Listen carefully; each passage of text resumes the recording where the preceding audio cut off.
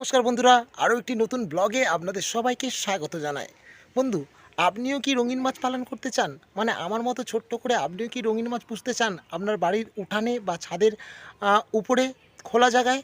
তাহলে আজকের এই ভিডিওটা আপনার জন্য অনেক গুরুত্বপূর্ণ হতে চলেছে, কারণ আজকের এই ভিডিওতে আমি দেখাবো আমার রঙিন মাছ চাষের পদ্ধতি, আমি কিভাবে চাষ করছি, আমি কোন কোন সমস্যার সম্মুখীন হচ্ছি সব কিছু, এবং আমার ফিশ ফার্মের পুরো আপডেট আজকের এই ভিডিওতে দেখাবো। তাই ভিডিওটা শুরু থেকে শেষ পর্যন্ত অবশ্যই দেখতে থাকুন।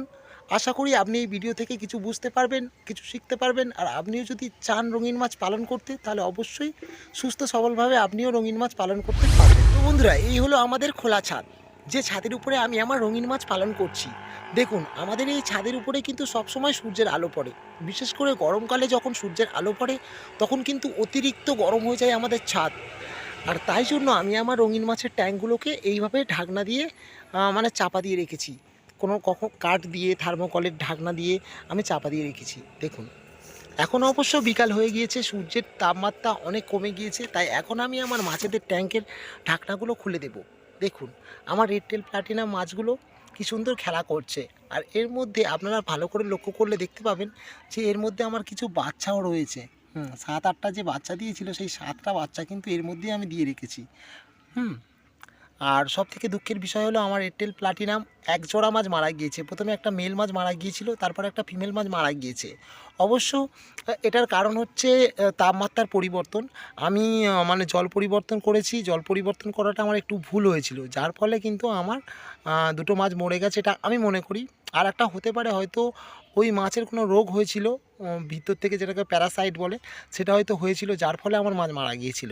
তো আমি ইউটিউবে ভিডিও দেখে জেনেছি যে মাছেদের পেটে যদি কৃমি হয়, ভিতরে যদি কোনো রকম প্রবলেম হয়, তাহলে আমরা যদি গার্লিক, মানে যেটাকে বাংলায় রসুন বলে, আমরা যদি রসুন যদি এই মাছেদের খাওয়াতে পারি, তাহলে কিন্তু ওরা অনেক, ওদের ইমিউনিটি পাওয়ার মানে বাড়ে। এবং ভিতরে যদি কোনো কৃমি থাকে, ব্যাকটেরিয়াল কোনো প্রবলেম হয়, ভাইরাল কোনো প্রবলেম হয়, তাহলে সেই রোগ থেকে কিন্তু এরা বাঁচতে পারে এবং সুস্থ থাকবে। তাই জন্য কিন্তু আমি এদেরকে অলরেডি মানে গতকালকেরে আমি রসুন খাইয়েছি। মানে খাবারের সাথে আমার যে মানে ডেলি যে ফুডটা আমি মাছেদের দিই অপটিমাম, তার সাথে মিশিয়ে আমি কিন্তু এদেরকে রসুন খাইয়েছি। আর সপ্তাহে একদিন করে আমি এদেরকে খাওয়াবো।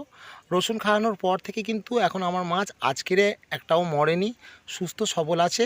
এবং কদিন ধরে দেখছিলাম যে মাছগুলো ঝিমিয়েছিল, কিন্তু রসুন খাওয়ানোর পর দেখছি আমার মাছগুলো একদম সুস্থ আছে আর খুব সুন্দর জলের মধ্যে খেলাধুলা করছে।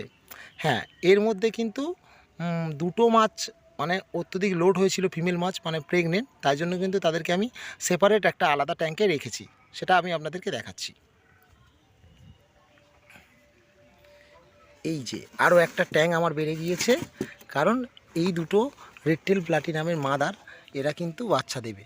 কারণ এরা যে তুলনায় এদের বয়স, সেই হিসাবে কিন্তু এদের পেটটায় অনেকটাই বড় হয়ে গিয়েছে, তাই এদেরকে আমি আজকে একটা আলাদা সেপারেট ট্যাঙ্কে দিয়েছি। দেখুন, দুজনেই এক জায়গায় কী সুন্দর রয়েছে। হুম হয়তো এরা খুব তাড়াতাড়ি কিন্তু বাচ্চা দেবে, খুব তাড়াতাড়ি, হয়তো আজকাল কি আরও একদিন সময় লাগতে পারে, তার মধ্যে কিন্তু এরা বাচ্চা দিয়ে দেবে। হ্যাঁ, মাঝখানে এই চুবড়িটা আমি দিয়েছি, কারণ ওরা যখন বাচ্চা দেবে, তখন ওই বাচ্চাগুলো কিন্তু ওদের হাত থেকে বাঁচার জন্য এই চুবড়ির মধ্যে গিয়ে লুকিয়ে পড়বে, নাহলে মায়েরা কিন্তু ওই বাচ্চা খেয়ে নিতে পারে। কাপি মাছ আমরা জানি যে ওদের বাচ্চা খেয়ে নেয়, তাই জন্য কিন্তু এই চুবড়িটা দেওয়া। আর এখানে আছে আমার সেই যে 5-6 দিন আগে যে বাচ্চাগুলো দিয়েছে। তো আজকে সকালে কিন্তু আমি এই মাছেদের জল পাল্টেছি। নতুন যে বাচ্চাগুলো দিয়েছে, ভিডিওতে বলেছিলাম সেই, এতে কিন্তু টোটাল 3টে মাছের বাচ্চা আছে, প্রায় 256 পিস বাচ্চা আছে এতে। আর 256 পিস, একটা দুটো এদিক ওদিক হতে পারে, আমি গুনেছি। আর 3টে মানে মাছ থেকে 256 পিস বাচ্চা আমি পেয়েছি। তাহলে আপনারাই গড় হিসেবটা করে নিন ক্যালকুলেটারে, যে এক একটা মাছ কতগুলো করে বাচ্চা দিয়েছে। আর কত হিসেব হচ্ছে কমেন্টে অবশ্যই জানাবেন। কিন্তু বন্ধুরা, এখানে আছে আমাদের সেই 2 সপ্তাহ, 2 সপ্তাহের একটু বেশি হবে। তো এই বাচ্চাগুলো দেখুন কতটা বড় হয়ে গিয়েছে, আর কি সুন্দর লাগছে, এক জায়গায় কি সুন্দর এরা খেলাধুলা করছে, মানে অসাধারণ। আর কিছুদিন পরে গেলে কিন্তু, আর 2 সপ্তাহ গেলেই কিন্তু, মানে 1 মাসের পরে এদের রং এসে যায়, অনেকটাই রং এসে যায়, রং আসতে শুরু করে। তো সেই ভিডিও আপনাদেরকে অবশ্যই দেখাবো, এদের আপডেট দেখাবো, এরাও কতটা বড় হচ্ছে ধীরে ধীরে সেটা দেখাবো। এবারে এদের যে মায়েদের মানে রেস্ট রাখা, যে বাচ্চা বেবি দেওয়ার পরে যে মায়েদের রেস্ট রাখা, সেই রেস্ট রাখা হয়েছিল। এখন আমি কিন্তু আবার সবকটা বড় মাছকে মানে মেল ফিমেলকে কিন্তু একটা ট্যাঙ্কে দিয়ে দিয়েছি, আবার ছেড়ে দিয়েছি। ওরা আবার একসাথে থাকলে ওরা আবার প্রেগনেন্ট হবে এবং পরবর্তীকালে আমি ওদের থেকে আরও অনেক ফ্রাই পাবো। তো বন্ধুরা দেখুন, সেই বাটারফ্লাই মাছ বা অনেকে কোবরা বলে, সেই মাছটা কত সুন্দর লাগছে খেলা করছে। এরা কিন্তু যখন আমি এনেছিলাম তখন এরা সেমি অ্যাডাল্ট ছিল, বর্তমানে এরা এখন অনেক বড় হয়ে গিয়েছে আর এদের রঙও খুব সুন্দর এসছে। যেহেতু আমি কিছু সময় এদেরকে সানলাইট দিই, সানলাইটে এরা মানে অনেক মানে বেনিফিশিয়াল পায়, যার জন্যই কিন্তু আমার মাছগুলো এত সুন্দর কালারফুল লাগছে।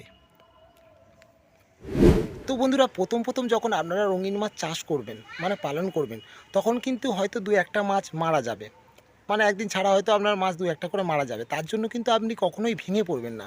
দেখুন সব কিছুই কিন্তু শেখার আছে। আপনি ধীরে ধীরে মানে কাজটা করবেন, তবে শিখবেন, অভিজ্ঞতা হবে, তবে কিন্তু আপনি একটা সময় গিয়ে সফল হবেন। তাই কখনোই কিন্তু ভেঙে পড়বেন না। এইভাবে কাজ করতে থাকুন। কি সমস্যা হচ্ছে সেটা বোঝার চেষ্টা করুন, তার চিকিৎসা করুন, দেখবেন অবশ্যই আপনার মাছ সুস্থ থাকবে, ভালো থাকবে। বন্ধুরা আমি কিন্তু এই মাটির দুটো মাজলা দিয়ে, মাটির এই দুটো পাত্র দিয়ে কিন্তু আমার রঙিন মাছ চাষ শুরু করেছিলাম। মার্কেট থেকে আমি নিয়ে এসেছিলাম 5 জোড়া করে, মোট 10 জোড়া মাছ, 5 জোড়া রেড টেল প্লাটিনাম মাছ আর 5 জোড়া এই বাটারফ্লাই মাছ।